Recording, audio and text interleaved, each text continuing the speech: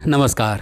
अपना कहानी कॉर्नर में आपका बहुत बहुत स्वागत है। मैं हूं अरुण शेखर। आपके लिए कहानियां लेकर आता हूं, ऐसी कहानियां जो आपकी ज़िंदगी में कुछ नया जोड़ती हैं, कुछ सिखाती हैं, कुछ बताती हैं, मशाल की तरह होती हैं कभी, और कभी पुराने दिनों में लेकर जाती हैं आपको। ऐसी एक कहानी आपको सुनाने के लिए लाया हूं जिसका नाम है पूस की रात। प्रेमचंद की कहानी है। तो चलिए कहानी को आरंभ करते हैं। हल्कू की पत्नी मुन्नी जो घर में झाड़ू लगा ही रही थी, तभी हल्कू आके बोलता है, शहना आया है, लाओ जो रुपए रखे उसे दे दूं, किसी तरह पीछा छूटे मेरा। इतने में मुन्नी पीछे मुड़कर बोली, अरे 3 ही रुपए तो हैं, दे दूंगी तो कंबल कहाँ से आएगा? माघ पूस की रात कैसे कटेगी? उससे कह दो फसल पर दे देंगे, अभी नहीं है। हल्कू थोड़ी देर चुप रहा, फिर सोचने लगा, पूछ सर पर आ गया है, बगैर कंबल के खेत में रात को सोया भी नहीं जाएगा, मगर शहना मानेगा भी नहीं। वो फिर मुन्नी के पास जाके बोला, अरे ला दे दे, किसी तरह से जान तो बचे, कंबल के लिए कोई नई तरकीब सोचूंगा। मुन्नी हल्कू से थोड़ी दूर होके बोलती है, अरे कौन सी नई तरकीब सोचोगे, कंबल कोई खैरात में नहीं देगा, तुम खेती क्यों नहीं छोड़ देते? इस तरह से मुन्नी हल्कू पे गुस्सा करती है और पैसे देने से साफ मना कर देती है। फिर हल्कू दुखी होकर बोलता है, अरे तो क्या गालियाँ खाऊं? इतना सुनते मुन्नी ने रुपए उठाए और लाकर हल्कू के हाथ पर रख दिए और बोली, तुम अब खेती छोड़ दो।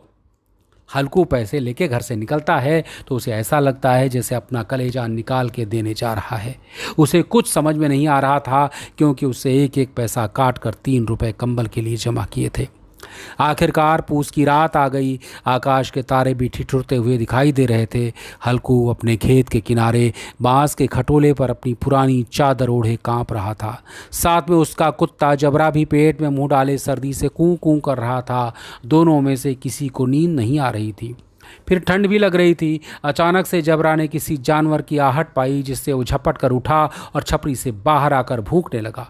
हल्कू के बुलाने पर भी नहीं आया और चारों तरफ दौड़ दौड़ कर भौंकता रहा। 1 घंटा और गुजर गया। तभी हल्कू ने देखा कि आम का एक बाग था जहाँ पतझड़ शुरू हो गई थी, जिससे बाग में चारों तरफ पत्तियों का ढेर जमा हो गया था। हल्कू ने सोचा, सबको इकट्ठा कर उन्हें जलाकर खूब तापूं। फिर थोड़ी देर में हल्कू ने अलाव को जलाया। उसकी लौ ऊपर वाले वृक्ष की पत्तियों को छू छू कर भागने लगी। कुछ देर ठंडी से राहत थी। आखिरकार पत्तियां जल चुकी थी। बगीचे में फिर से अंधेरा छा गया। राख के नीचे कुछ आग दबी बची थी, जो कि हवा का झोंका पाने पर जाग उठती थी। हल्कू गर्म राख के पास बैठ के गीत गुनगुनाने लगा। तभी जबरा जोर जोर से भूंक कर खेत की ओर भागा। हल्कू को ऐसा लगा कि जानवरों का एक झुंड खेत में घुस आया है। शायद वो नील गायों का झुंड था, क्योंकि उसके कूदने दौड़ने की आवाज़ों के साथ खेत में चरने की आवाज़ भी आ रही थी। तभी उसने ज़ोर से चबाने की आवाज़ चर चर सुनाई देने लगी। तब उसने ज़ोर से जबरा जबरा पुकारा। जबरा भूंकता रहा, उसके पास ना आया। हल्कू को अपनी जगह से हिलना जहर लग रहा था, क्योंकि वो गर्म हो चुका था। उसने ज़ोर से आवाज़ लगाई, लिहो लिहो लिहो। एक बार फिर जबरा भूंका। वो फसल एकदम तैयार थी, उसमें अनाज थे और जानवर खेत भी चर रहे थे। हल्कू उठा और 2-3 कदम चलने के बाद उसे अब चलना भारी लग रहा था, क्योंकि हवा का झोंका बहुत तेज़ था, मानो जैसे बिच्छू डंक मार रहे हों। हल्कू फिर राख के पास गर्म ज़मीन पर चादर ओढ़कर सो गया। जबरा भौंकता रहा और वहाँ जानवर पूरा खेत चर चुके थे। सब कुछ तहस नहस हो चुका था। फिर अगली सुबह धूप निकल गई थी। तब मुन्नी आई और बोली, क्या सोते ही रहोगे? ये तुम आराम फरमा रहे हो, उधर सारा खेत चौपट हो गया है। तभी हल्कू ने बहाना मारते हुए कहा, अरे मैं तो मरते मरते बचा, तुम्हें अपने खेत की पड़ी है, पेट में ऐसा दर्द हुआ कि मैं ही जानता हूँ।